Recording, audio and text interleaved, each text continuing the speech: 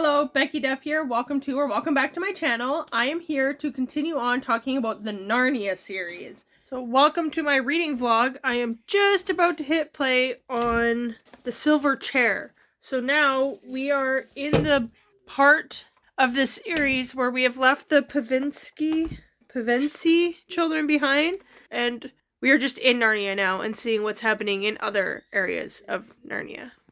Okay, so I forgot that in the silver chair, we do not start in Narnia. This is actually Eustace's story. Since they've come back from the Voyage of the Dawn Treader, now Eustace is back in school and he's talking to a girl named Jill Pole at the beginning of this. And then they will get into Narnia at some point. So I am on chapter 4 of the silver chair, and they are talking about Prince Caspian's son is Prince Rilian. And that's actually kind of where we got the name Rylan from. Rilian, I can't remember how it's spelled, I'll have to look it up, but our son's name is R-Y-L-A-N. And we just liked the sound of it. I like the sound of Rilian, but not enough to name my son that, but that's where we got Rylan from. Hello. Hi, how was school? Good. Look at my bunny. So in the silver chair, there is this character called Puddleglum, and he's very gloomy and just has something negative about everything. He was catching some food. My heat lamp is doing something crazy in the camera. Eustace and what's her name? They always call him by her last name, Pole. Anyways, they run into this Puddleglum, and he's like fishing or whatever, and he's like, oh, you guys must be hungry, but you won't like this food. And then when they're eating it, they kind of like it. And he's like, oh, well, surely you won't like the next bite or the next bite. And then when they eat it all, he's like, well, it'll probably make you sick or whatever. Like, he always has something negative to say all the time. And where I am now, they mentioned, like, they're underground now, but above ground, they're like, he was kind of like a wet blanket. And I'm like, yeah. But even through his, like, negativity and his being a Debbie Downer, they're supposed to be following the signs that Aslan had given Pole at the beginning. What's her name? I don't even have the book near me to look it up, and I've been listening to it as an audiobook. Sorry, I'm distracted by dog is trying to play with my baby. Peaches, she's getting adopted soon, and it makes me so sad, but she's so much work too. It's a blessing and a curse. She's just so good with the kids, but just a very busy, difficult puppy. But I'll have to do a video with her before she's gone. Anyways, the kids are underground with Puddleglum. And they're supposed to be following the signs that Aslan had gave them in the beginning so that they could save King Caspian's son, Rilian, who is supposed to be the next king. And he's been missing for a very, very long time now. And they are talking to this knight that they have found underground. And they saw a sign and it was written like under me. So they're like, oh, we have to go underneath this castle or whatever. I look so weird here. I'm working on a crafting project. There's these old ruins and they spell out under me. So they're like, okay, we have to go under here to find the next clue or whatever to get the prince. And the knight is like laughing at them and being like, oh, that used to say this like saying or whatever. And a giant was buried here. And that's what's left of like the inscription that he had written. And you guys are so silly to think like that was written just for you. And so Eustace and Jill are like, oh, maybe that wasn't for us. And they're kind of doubting it. And Puddleglum is like, no. Aslan knew what that giant would write, the whole inscription, what he would write, and he knew what words would be left over, and Aslan has had this plan from the beginning. He knew what was back then, what it would be now. And even through all his gloominess, his glumness, Puddleglum is very much like, this is what Aslan said, this is what it's going to be. I'm trusting what my king has said. No matter what it looks like, no matter what my eyes are seeing, I believe. And I just thought that was good. Like, you don't always have to be happy and cheerful and full of joy. Like, the Bible does talk about, like, the peace of God and the joy of God and things like that. And there is a joy that surpasses understanding, that surpasses happiness and what is happening in our life. And we can have joy even in the midst of terrible, terrible, terrible circumstances. But we're not always going to be, like, happy and smiling and jumping for joy all the time. Sometimes we're going to be sad. Christians can struggle with depression just like anybody else. And they can still have faith and believe in God and believe in a better time to come. And like maybe I'm in a depressive state now. I don't personally struggle with like clinical depression, but maybe I'm in a bad place right now mentally, but it will get better. and I have hope. Even if it comes in eternity, even if it doesn't happen, even if the full manifestation of what I want or that hope doesn't show up here in this life on this planet, I still have hope that it will be there. Peaches, my house is not your play toy. Stop grabbing things. Anyways, you can have faith in the midst of any and all circumstances. And this isn't talking about like being doubtful. Like part of the faith journey is having doubts and stuff like that. That's not what we're talking about here at this point. But just that Puddleglum has faith. And he is like, don't listen to this knight. Listen to what Aslan has said to you. And you should do things with a good attitude, of course. And your life is going to go much better if you have a better attitude. Again, you don't have to be like all happy and sunshine all the time and positivity, just like radiating positivity all the time. But you're going to have a more pleasant life if you're generally more pleasant and joyful and hopeful and stuff. And there is a parable in the Bible where Jesus talks about there is this father and he asks his son to go work in the vineyard. That's the son's job. And he has two sons, and he goes to his one son and says, work in the vineyard. And the son says, yes, of course. I'm paraphrasing here. This is not like scripture. But you can find it in the Bible. I'm not sure what the verse is, but I'll pop it up here somewhere if you want to go like check out what the actual verse says. But the son is like, yes, of course, Father. I love your vineyard. You're an amazing father, and I love my job. I'm going to go do it. And then he just goes and buggers off and does nothing. He does not do his job at all. And then he tells the other son, he's like, okay, son, go work in the vineyard. And he's like, oh, I hate the vineyard. I hate work. I don't want to. He gets up and he goes to work and does what the father asked. And this one preacher that I listened to, Mark Gungor, talking about this is like, who did the will of the father? Well, the one who had a bad attitude. And Mark Gungor usually talks about this in relation to like teenagers and how your teenager might be like grumpy and I don't want to do this and just have a bad attitude. But if they do what you're asking them to do, like clean their bedroom, take a shower, do the dishes, do a chore, whatever it is, go do their homework, whatever it is that you're asking them to do, even if they have a bad attitude about it, if they're doing what you're asking, then just praise God for that. And you can work on their attitude later. And teenagers are just going to be moody and grumpy anyways. And all of us at any stage in life have bad days. When we're tired or busy or stressed or whatever, we might be a little bit more grumpy and grumbly and stuff. Should we be that way? No, we should be not grumbling and grumpy at our family and stuff like that. Like we should be kind and loving and caring and respectful and all that stuff. But some days we just have bad days and we need to give grace. And Puddleglum might be gloomy and glummy, and that's why his name is Puddleglum.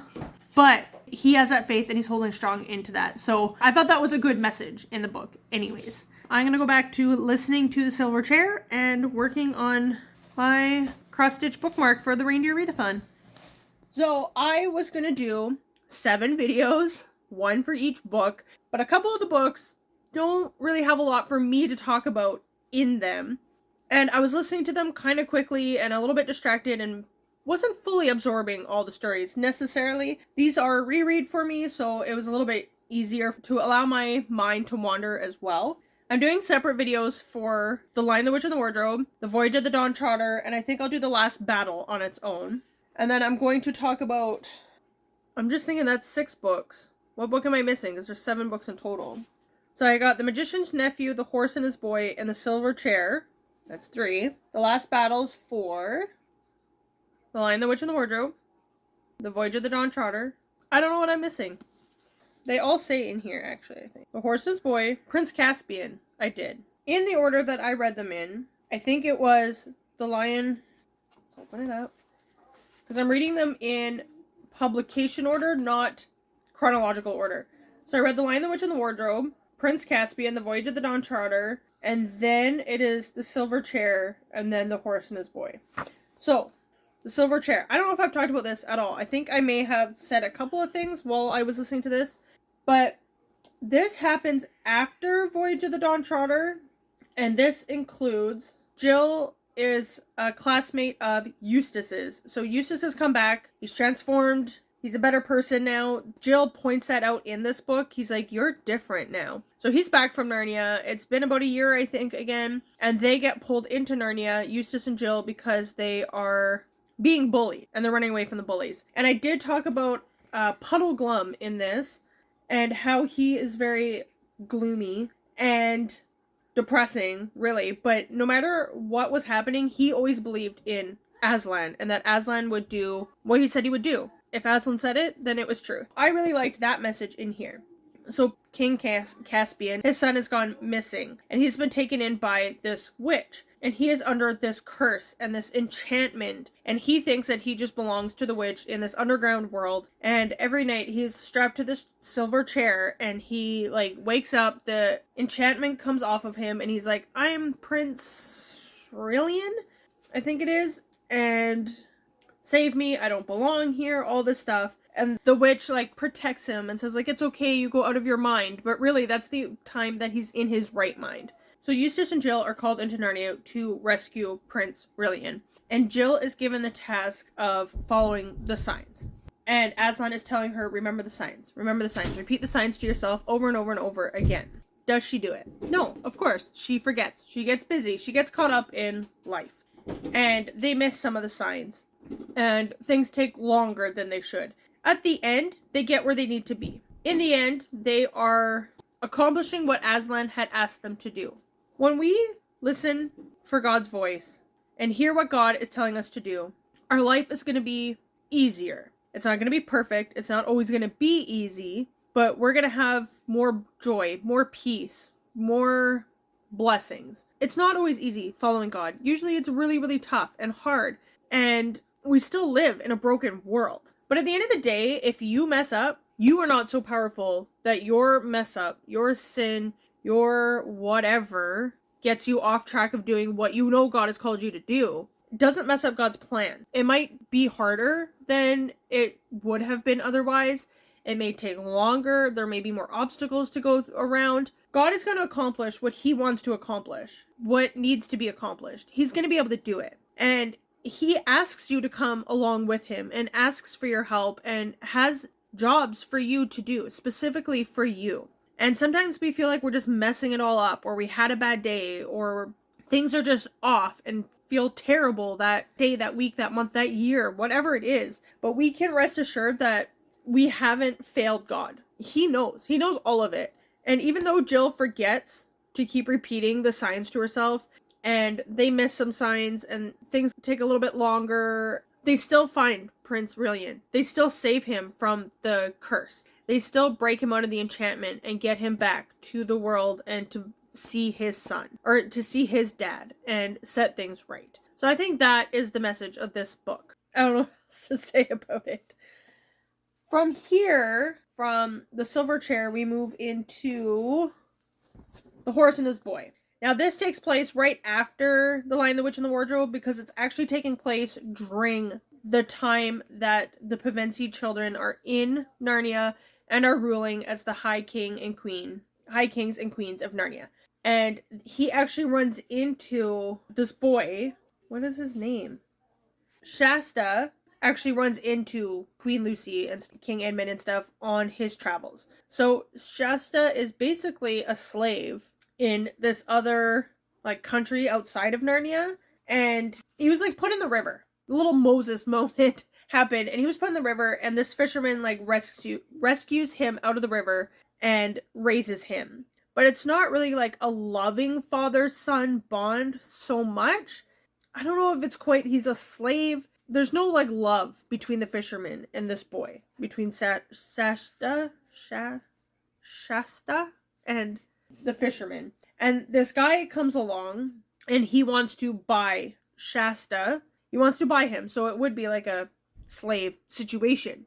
And the horse that this guy's riding in on is actually a talking horse from Narnia. So he's a smart beast, and him and the boy decide to run away together. Now it's the horse and his boy, because the horse is a smart horse. He's a Narnian horse. He can talk. And they are not ruled over the same way that the dumb horses are. So he is allowing Shasta to ride on his back, but Shasta is not meant to, like, touch the reins or guide him in any way whatsoever, because the horse can do it himself. I'm trying to think of the horse's name. Oh, they call him Bree. He has, like, a horse name. It's like Bree-hee, Hinny, Breeny, Hoo-hee-ha. That's, like, the horse's name there. And then Shasta's like, can I call you Bree? Well, if it's the best you can do, I suppose you must, said the horse. And what shall I call you? I'm called Shasta. Said Bree. Well, now that's a name that's really hard to pronounce. So Shasta and Bree head out from this country and are heading back towards Narnia. And at one point they're traveling and they hear a lion in the middle of the night, and it scares them and gets them running in this direction. And then there's another lion that scares another horse and a girl and scares that horse and girl, and they meet. Shasta and Bree meet. Trying to remember the horse's name.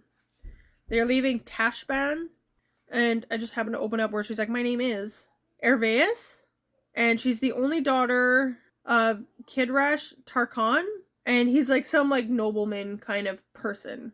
Or my father is the lord of the province of Calavar, and is one who has the right of standing on his feet in his shoes before the face of Tisroc himself.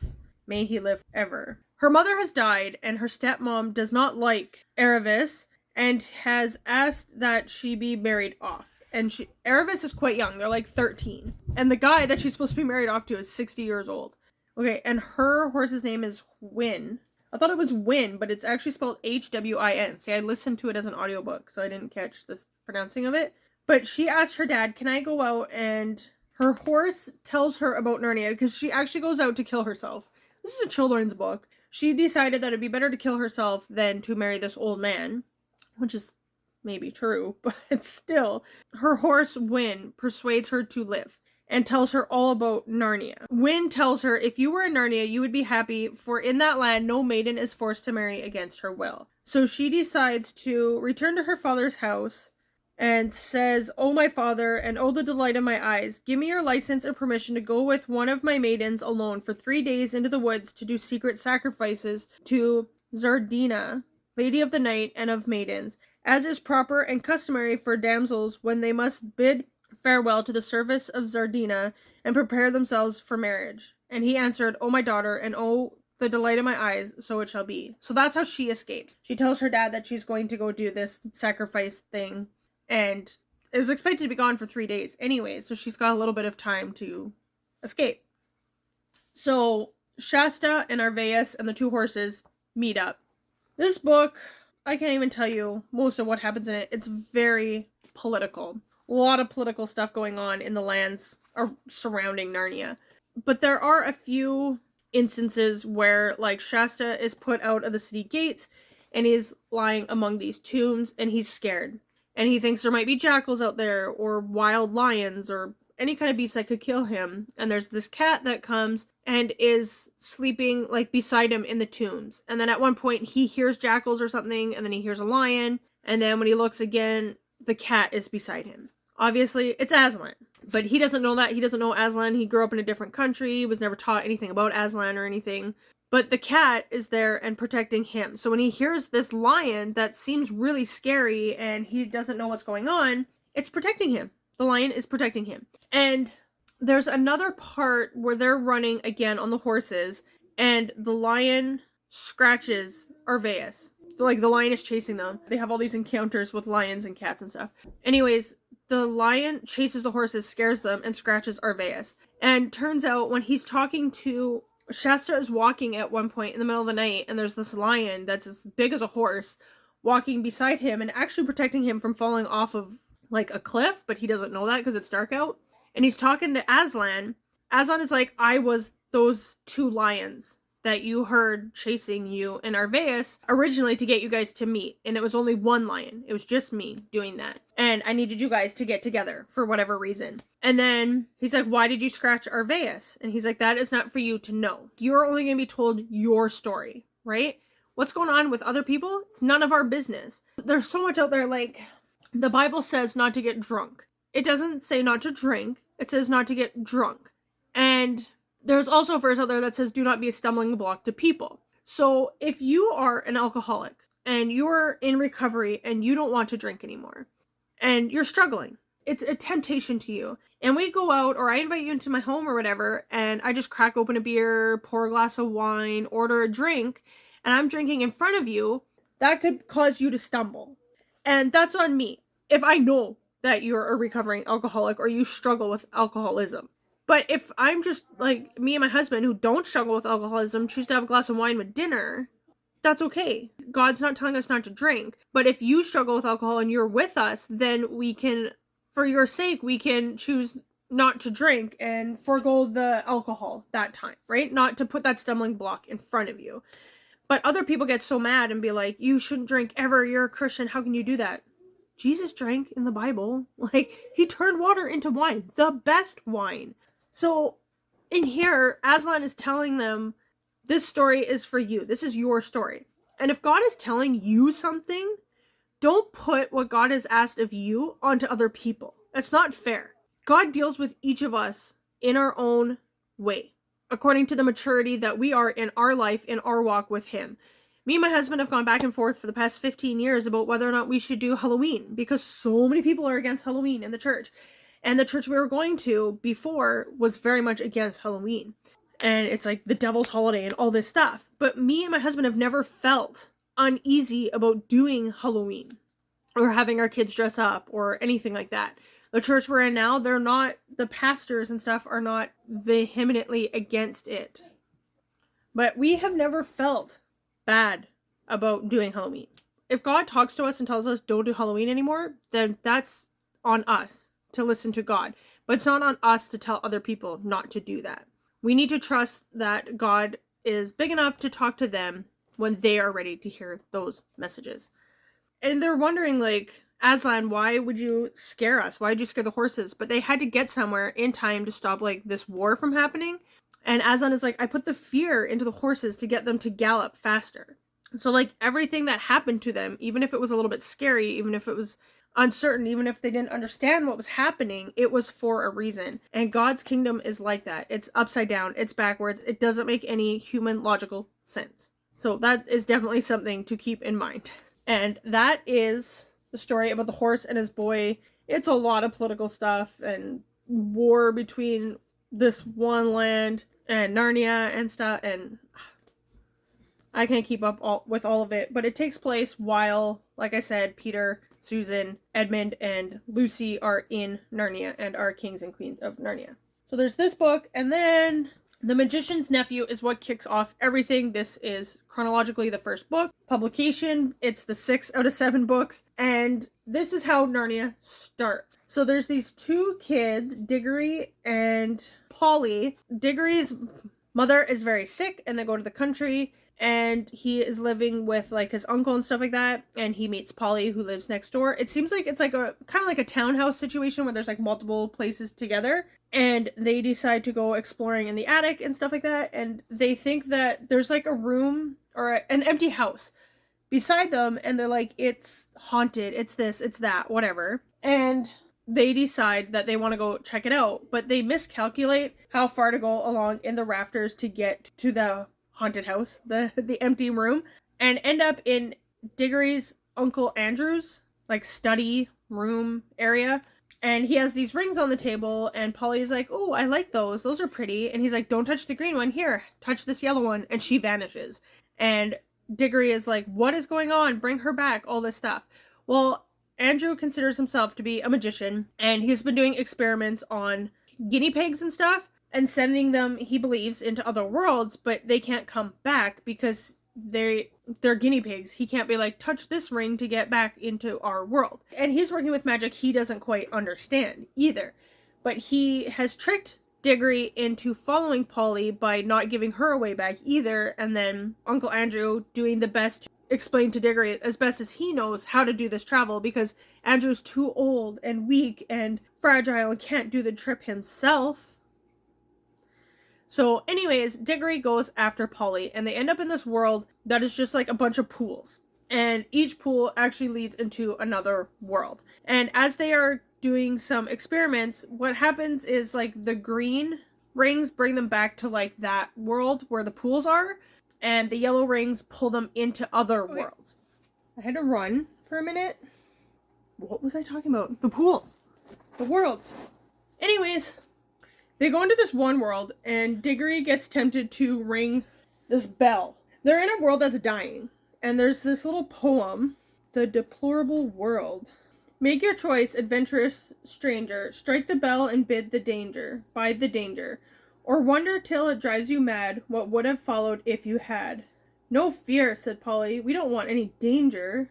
Oh, but don't you see it's no good, said Diggory. We can't get out of it now. We shall always be wondering what else would have happened if we had struck the bell. I'm not going home to be driven mad by always thinking of that. No fear.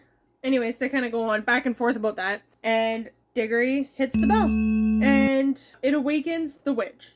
And they want to get away from her. And she grabs a hold of them when they put the rings on. And she ends up going back into their world, into England. So it turns out that as long as one person puts on the ring and other people are touching them, there's contact with that person, the ring will pull you through to whatever world you're going to.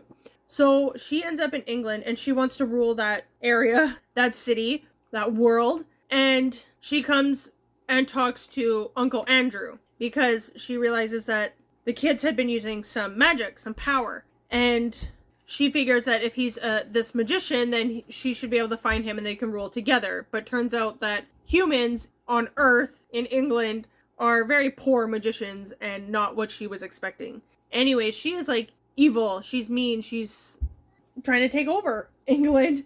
And there's a cabbie there and the cabbie, it's funny because the cab driver isn't driving a cab like a car. It's a horse and buggy. So she shows up riding on that and like whipping the horse and stuff. So they're trying to get the witch out of England, and Diggory puts on the ring, and I think Polly's there. Diggory, the cab driver, the horse, Uncle Andrew, and the witch all get sucked back in and end up in this new world. They're like all fighting in this world or whatever, and there's a lion coming and he's singing a song and things are building up around them. So it is the story of the birth of Narnia. And, you know, in the Bible, it talks about God said, let there be light. God said, let the light be separated from the darkness. Let the sky be separated from the ground. You know, let the water be separated from the land, kind of thing. Let there be fish in the sea and birds in the air, animals on the ground and stuff, right? God spoke it and it happened. And that's obviously what Aslan is doing here. He's singing the song and things are going around them. At one point, the witch grabbed a lantern from England, I believe, when they were like in our world, grabbed this pole and she's throwing it at the lion, at Aslan, as he is making Narnia, because she's scared of him, and it just like bounces off his head and lands, and then up grows the lantern that we all know and love from Narnia. And that place is called Lantern Waste. And he even talks about before Narnia is even like 5 hours old, before it's even like 2 hours old, they've already brought evil into Narnia. So he obviously, Aslan, has a conversation with Diggory about bringing in this evil and like why it happened and stuff like that. And the cab driver is there and he's like, I feel so much younger and better living here and stuff. And Aslan is like, do you want to be a king of Narnia? And he's like, well, I very much would say yes, but my wife is back home. And Aslan is just like, boom, here she is. And then they become king and queen, the very first king and queen of Narnia. So that's kind of cool. And then his horse becomes a Pegasus, and his name is Strawberry. And then he becomes Fledge when he becomes a Pegasus. And he has to take Diggory to this other land, just outside of Narnia, where he can go and grab this fruit from a tree. So again, kind of like the Garden of Eden, the fruit. But Aslan is asking him, grab this fruit. Don't eat it for yourself. Don't touch it, like, for yourself. Come and bring it back to me. And when he goes there, the witch is telling him, Diggory, your mom is dying. If you take this fruit and just go back home, you have the ring in your pocket. You can do this. Go back home and you can save your mother. And he overcomes that temptation and ends up going back to Aslan. And Aslan said, had you taken that fruit for yourself, your mom would have overcome her sickness, but it would not have been a good thing. Bad things would have happened, and at the end of her life, she would have said, it would have been better if I had died back then, kind of thing. But because you fought that temptation, you didn't do what the witch said, and you came back to me, this fruit is going to be beneficial to you, and I'm going to give it to you. And he said, but the witch said that it didn't taste good, or something like that.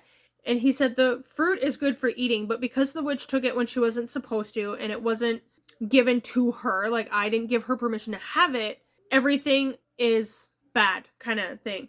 Like, it tastes bad now, and she has this knowledge that she's not supposed to have. And it's kind of, again, the knowledge of good and evil from the Garden of Eden. C.S. Lewis isn't really hiding much in these books. This one, again, a lot of good allegory in it. It's very short. It was one of the shorter books that I listened to in the series. And it's cool to see how Narnia comes to be, how the lantern comes to be, and all of that stuff. Have you read this book? Did you read this as the first book? When I originally read the series, I read it in chronological order, and this is book number 1.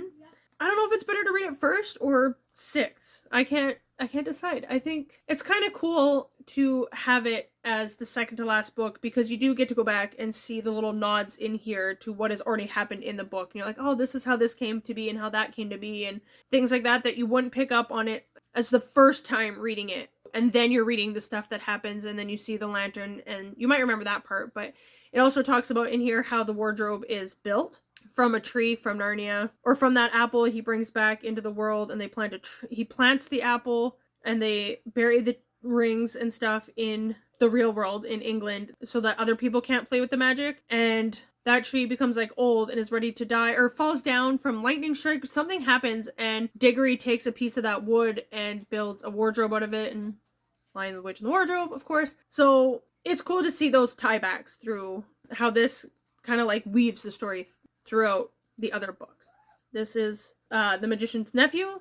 Have you read it? Did you like it? Let me know what you think of these books. The Horse and His Boy, The Silver Chair, The Magician's Nephew. What your thought is on the series as a whole. And I will see you in the next video to talk about The Last Battle. Thank you for watching. Don't forget to like, comment, let me know what you have been reading if you enjoy the Narnia series. And I'll talk to you next time. Bye!